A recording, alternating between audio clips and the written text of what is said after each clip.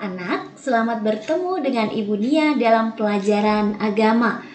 Untuk pelajaran kita kali ini dengan tema pribadi siswa dengan subtema pertama yang akan kita pelajari yaitu aku bangga sebagai perempuan atau laki-laki. Mengapa ini kita pelajari? Ada beberapa tujuannya, yaitu satu, supaya kita semua, kita sekalian bisa menyadari keberadaan diri kita bahwa saya ini sebagai laki-laki, bagi anak yang cowok dan bagi anak-anak yang cewek, ya saya sadar bahwa saya ini perempuan atau wanita. Nah, setelah kita sadar, berikutnya apa yang kedua, kita bisa bersyukur karena kita diciptakan sebegini adanya oleh Tuhan sebagai laki-laki atau sebagai perempuan. Nah, setelah kita mensyukurinya, apa yang akan kita lakukan yaitu kita akan bisa menghargai diri kita sebagai seorang laki-laki atau bagi kalian yang diciptakan sebagai perempuan. Nah, kita akan melakukan apa? Dengan cara menghargai bagaimana yang akan kita lakukan terhadap diri kita sendiri, maupun akhirnya kita bisa menghormati, menghargai pribadi orang-orang di sekitar kita, dia sebagai laki-laki atau cowok, atau dia juga sebagai perempuan atau cewek. Nah, itu tadi tujuan dari pembelajaran kita. Nah, kita akan memulai pada pembahasan materi ini. Baik, anak-anak, manusia laki-laki dan perempuan diciptakan oleh Tuhan memang ada bedanya loh, ada perbedaannya. Tapi juga nanti ada persamaannya. Apa perbedaan dan persamaannya? Itu yang akan kita bahas dalam pembelajaran kali ini. Yang pertama, perbedaannya menyangkut perbedaan fisik. Nah, ini dia perbedaan fisik atau badan laki-laki dan perempuan. Kalau laki-laki atau kalian biasa menyebutnya cowok, nah ini biasanya tuh satu, dia memiliki jakun. Jakun itu apa? Jakun itu semacam tonjolan yang ada di leher. Coba nanti kalian periksa, kamu lihat papa kamu yang sudah dewasa begini biasanya akan terlihat. Tapi kalau kamu masih kelas 4 begini, yang para cowok nih ya belum ada nanti ya. Nanti kamu juga akan memiliki itu. Kemudian akan tumbuh kumis, akan tumbuh jenggot, dan juga akan tumbuh jambang di sekitar sini. Kemudian kalau laki-laki, makin dia besar, makin dia dewasa, suaranya akan lebih berat gitu ya. Kalau yang biasanya suaranya masih melengking, nanti ketika kamu sudah memasuki masa pubertas ke atas, suaramu pelan-pelan akan orang bilang suaranya pecah gitu ya. Jadi lebih berat gitu. Kemudian otot-otot terlihat lebih menonjol. Nah, itu dia. Berikut yang kelima adalah badan para cowok nih, badannya para laki-laki itu memang didesain oleh Tuhan, itu memang ya dia punya fisik yang kuat. Nah, punya badan yang kekar gitu ya. Kemudian, nah ini dia wajahnya kalau cowok atau laki-laki itu disebut ganteng gitu ya. Nah, kita lanjut ke perempuan. Ciri khasnya apa sih secara fisik? Perempuan itu memiliki kulit yang lembut dengan ototnya, punya sih otot tapi tidak terlalu tampak menonjol ke permukaan kulit gitu, enggak ya. Kemudian suaranya lebih nyaring, biasanya lebih melengking gitu ya. Kemudian ciri khas yang berikut adalah kalau perempuan atau wanita itu bisa mengandung, bisa melahirkan dan menyusui. Nah, lanjut. Kemudian kalau cewek atau perempuan itu wajahnya disebut cantik. Jadi kalau kalian bilang, ih kamu ganteng banget sih Michelle. Loh kok ganteng banget Michelle. Cantik kalau cewek ya. Oke, baik, kita akan masuk pada pembahasan tentang perbedaan psikis atau orang sebut perbedaan jiwa. Nah, laki-laki dan perempuan juga memiliki perbedaan ini. Yang cowok itu lebih dominan menggunakan logika, pikiran. Jadi tidak terlalu banyak menimbang, aduh nanti dia merasa ini enggak ya kalau aku begitu, enggak. Kalau cowok yang penting ada ini, saya mau melakukan ini, oke, jalan. Nah seperti itu. Kemudian yang kedua, laki-laki atau cowok itu menyukai permainan dan pekerjaan yang menggunakan fisik. Nah, makanya banyak juga ya anak-anak cowok tuh yang menyukai kayak permainan bola, taekwondo. Kalau pekerjaan, ya pekerjaan contohnya nih kalau kamu lihat ada tukang bangunan juga rata-rata nih cowok ya, bapak-bapak gitu, karena memang ya itu fisik mereka kuat untuk seperti itu. Kemudian laki-laki itu memiliki sifat suka membangun.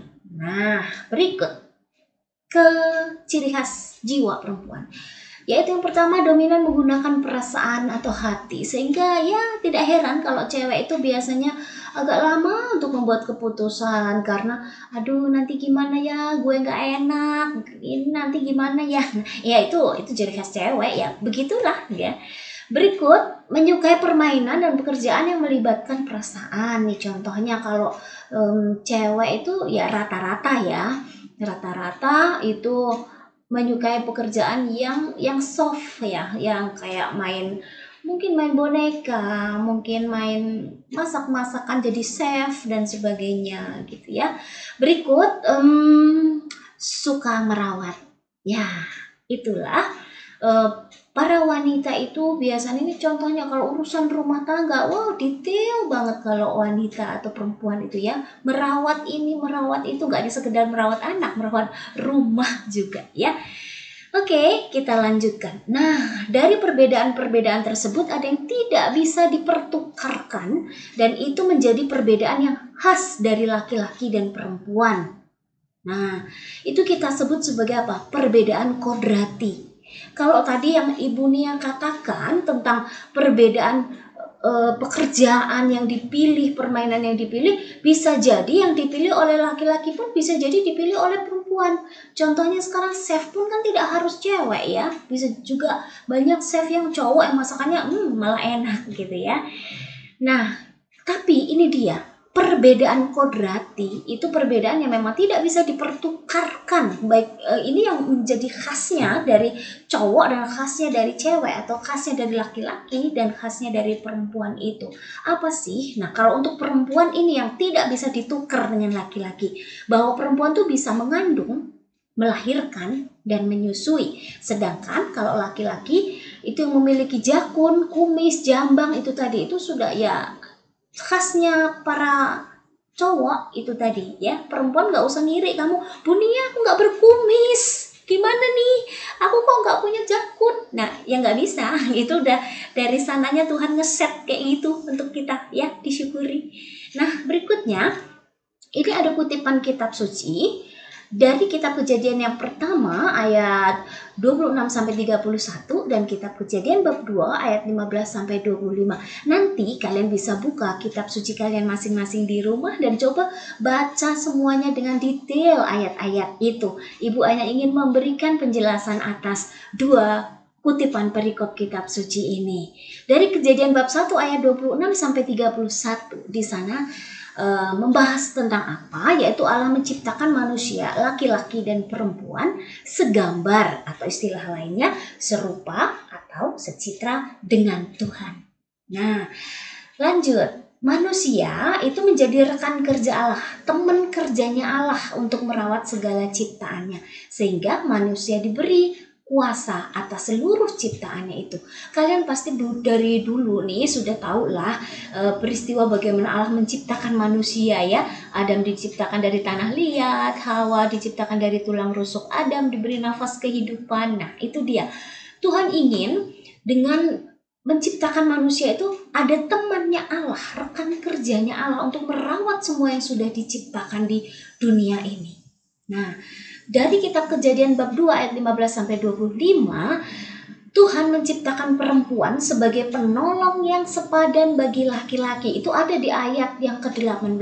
Nah, ini para cewek nih, kalian ini menjadi penolong yang sama, memiliki kesamaan kedudukan, sepadan dengan laki-laki itu sendiri. Nah, laki-laki dan perempuan ya memang diciptakan oleh Tuhan tuh derajatnya sama. Nggak ada yang satu lebih tinggi dari yang lain gitu ya. sejajar. Makanya itu Tuhan menciptakan dari tulang yang berada di tengah-tengah, tulang rusuk, sehingga tulang rusuk kan dengan hati manusia itu kan dekat. Ya, harapan Tuhan adalah tulang rusuk yang ada di tengah-tengah itu dekat dengan hati.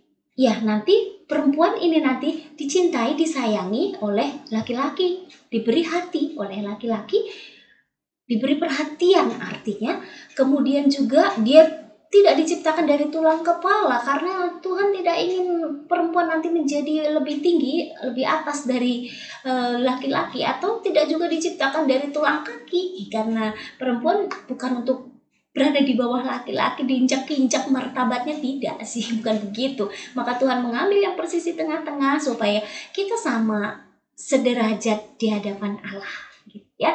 Nah, memang ada perbedaan-perbedaan itu tadi, tapi itu sebagai sarana untuk saling melengkapi, itu maksud Tuhan menciptakannya. Nah, ini tadi kesimpulannya adalah persamaan. Kalau tadi ada perbedaan, sekarang persamaannya laki-laki dan perempuan itu adalah dalam hal derajat atau kedudukannya kita sama, kita seimbang, ya. Berikutnya, nah, sebagai laki-laki dan perempuan, mari kita saling menolong, saling melengkapi, dan saling menghormati dalam hidup sehari-hari. Pastinya kalian tahu hal-hal nyata apa yang bisa kamu lakukan, menolong satu sama lain, melengkapi satu sama lain, dan menghormati baik laki-laki maupun perempuan. Oke, demikian yang bisa Ibu sampaikan untuk materi pembelajaran kali ini. Semoga bermanfaat bagi semua. Terima kasih sudah menyimak dengan baik. Sampai bertemu dalam pembelajaran materi berikutnya. Semoga kita bisa bertemu lagi. Dan tetap semangat, jaga kesehatan, dan Tuhan memberkati. Bye-bye.